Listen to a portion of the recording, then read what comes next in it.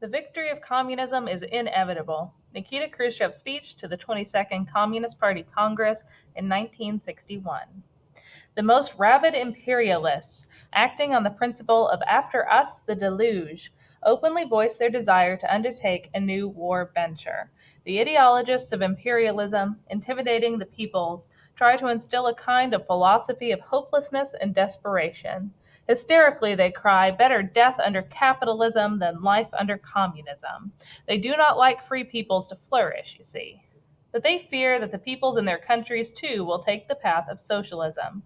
Blinded by class hatred, our enemies are ready to doom all mankind to the catastrophe of war.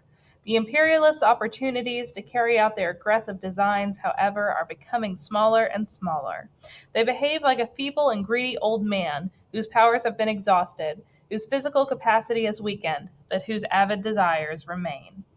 As long as the imperialist aggressors exist, we must be on guard, keep our powder dry, improve the defense of the socialist countries, their armed forces, and their state security agencies. If, in the face of common sense, the imperialists dare attack the socialist countries and plunge mankind into the abyss of a world war of annihilation, this mad act of theirs would be their last. It would be the end of the whole system of capitalism. Our party clearly understands its tasks, its responsibility, and will do everything in its power to see to it that the world socialist system continues to grow stronger, gathers fresh strength, and develops. We believe that in the competition with capitalism, socialism will win. We believe that this victory will be won in peaceful competition and not by way of unleashing a war. We have stood, we stand, and we will stand by the positions of peaceful competition of states with different social systems. We will do everything to strengthen world peace. The most important component of our party's foreign policy activities is the struggle for general and complete disarmament.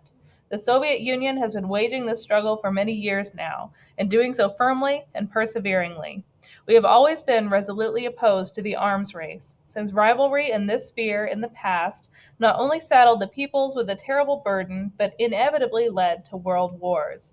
We are even more resolutely opposed to the arms race now that there has been a colossal technical revolution in the art of war, and the use of today's weapons would inevitably entail the deaths of hundreds of millions of people. The stockpiling of these weapons, proceeding as it is in a setting of Cold War and war hysteria, is fraught with disastrous consequences.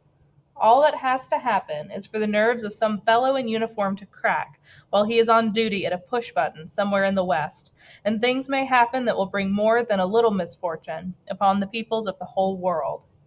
Naturally, when we put forward a program of general and complete disarmament, we are talking not about the unilateral disarmament of socialism in the face of imperialism or vice versa, but about universal renunciation of arms as a means of solving problems at issue among states. The example of the Soviet Union inspires all progressive mankind. Never has the great vital force of Marxist-Leninist teaching been so clearly evident as in our days, now that socialism has triumphed fully and finally in the Soviet Union. The cause of socialism is winning new victories in the countries of the world's socialist commonwealth, and the international communist and workers' movement and the national liberation struggle of peoples are growing and expanding tempestuously. The revolution awakened the great energy of peoples, which is transforming the world on the principles of socialism and communism. Colossal changes are taking place and will take place throughout the world under the influence of the successes of communism. The victory of communism is inevitable. The great army of communists and of Marxist-Leninists acts as the vanguard of the peoples in the struggle for peace, for social progress, and for communism, the bright future of mankind. New and ever newer millions of people will assemble and rally under the great banner of communism. The cause of progress, the cause of communism, will triumph. Long live the great and heroic Soviet people, the builders of communism.